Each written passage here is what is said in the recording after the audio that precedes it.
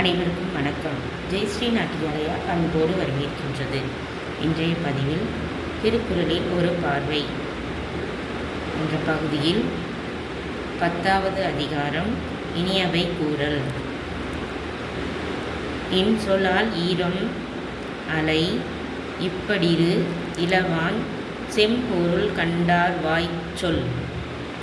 இல்வாழ்க்கையின் பயன்களை செம்மையாக அறிந்தவர்களுடைய வாயிலிருந்து வெளிவரும் சொற்கள் இனிமையாகவும் அன்பு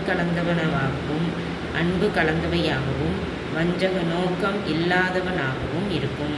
இதுதான் இனியவை கூறல். அகனமர்ந்து ஈதலின் நன்றே முகனமர்ந்து இன்சொலனாகப் பெறின். அகனமர்ந்து ஈதலின் நன்றே முகனமர்ந்து இன்சொலனாகப் பெறின். இந்த குணம் தானம் கொடுப்பதிலும் சிறந்தது. முகமலர்ச்சியோடு இனிய வார்த்தைகளை சொல்லுவது மனப்பூர்வமாக தானம் கொடுப்பதிலும் நல்லது. முகத்தான் அமர்ந்து இனிது நோக்கி அகத்தானாம்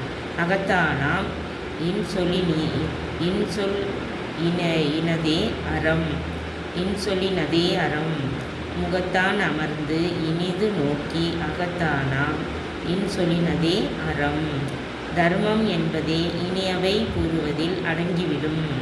முகமலர்ச்சியோடு இனிமை தர பார்ப்பதே, மனப்பூர்வமாக இனிய வார்த்தைகளை சொல்லுவதே அறங்களின் அடிப்படை. துன்புறும் துவ்வாமை இல்லாகும் யார்மாட்டும் இன்புறுவும் இன்சொல்லாவர்க்கு. துன்புறுவும் துவ்வாமை இல்லாகும் யார்மாட்டும் இன்புறுவும் இன்சொல்லவர்க்கு.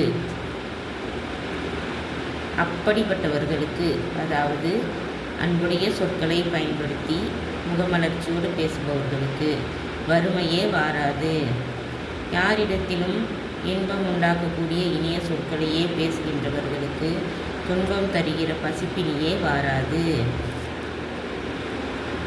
பணிவுடையன் இன்சொலன் ஆதல் ஒருவர்க்கு அணியல்ல மற்ற பிற. பசி வராமல் இருப்பதற்காக மட்டுமல்ல, வணக்கமுடையவனாகவும் இனிய சொற்களே பேசுகிறவனாகவும் இருப்பதுதான்.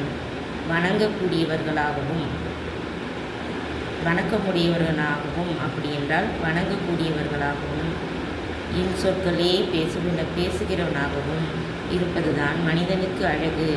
அது மட்டுமல்ல, அதனால் வேறு பல நன்மைகளும் உண்டு. அல்லவை தேய அறம் பெருகும் நல்லவை நாடி இனிய சொல்லின். அந்த வேறு பல நன்மைகள் என்னவென்றால், நல்ல எண்ணத்தோடு நல்ல சொற்களையே பேசினால் பாவங்கள் குறைந்து புண்ணியம் அதிகமாகும். நயம் ஈன்று நன்றி பயக்கும் பயனேன்று பண்பின் தலைப்பிரியா சொல். நயம் ஈன்று நன்றி பயக்கும் பயன் ஈன்று பண்பின் தலைப்பிரியா சொல். நல்ல எண்ணம் என்பது பிறருக்கு நன்மை வர எண்ணுவது, பிறருக்கு நன்மை உண்டாகும்படி சொல்லுவதன் பண்பு கெடாதபடி இனிய வார்த்தைகள் பேசுகின்றவனுக்கு அருள்குணத்தை உண்டாக்கி பல நன்மைகளை செய்யும். சிறுமையுள் நீங்கிய இன்சொல் மறுமையும் இம்மையும் இன்பம் தரும். அதனால் இம்மைக்கு மட்டுமன்று மறுமைக்கும் உதவும். மனத்தில் கெட்ட எண்ணம் இல்லாமல் இனிய சொற்களையே பேசினால் அது இம்மை மறுமை இரண்டுக்கும் நன்மை கொடுக்கும். இன்சொல் இனி தீன்றல் காண்பான் எவன்கொலோ வன்சொல் வழங்குவது. இன்சொல் இனி தீன்றல் காண்பான் எவன்கொலோ வன்சொல் வழங்குவது. மறுமையை பற்றி எண்ணாவிட்டாலும் இம்மையிலேயே கண்ணார பார்க்கிறோம். இனிய வார்த்தைகளால் இனிய பலன்கள் உண்டாவதை தினம் தினம் கண்ணுக்கு முன்னால் பார்த்து கொண்டிருக்கின்ற மனிதன் எதற்காக துன்பத்தை உண்டாக்குகின்ற கடுஞ்சொற்களை பேசுகிறானோ தெரியவில்லை. இனிய உளவாக இன்னாத கூறல் கனியிருப்ப காய் கவர்ந்தற்று.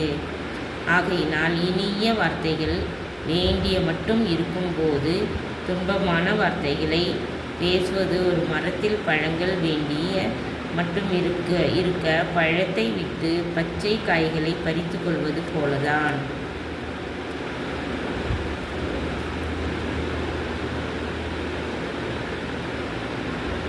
இனியவை குறள் அதிகாரம் 10. இந்த குறளில் உள்ள பொருள்களையும் அறிந்து குறளையும் மனனம் செய்து நலமுடன் வாழ நல்வாழ்த்துக்கள். அனைத்து குழந்தைகளும் இந்த பதிவை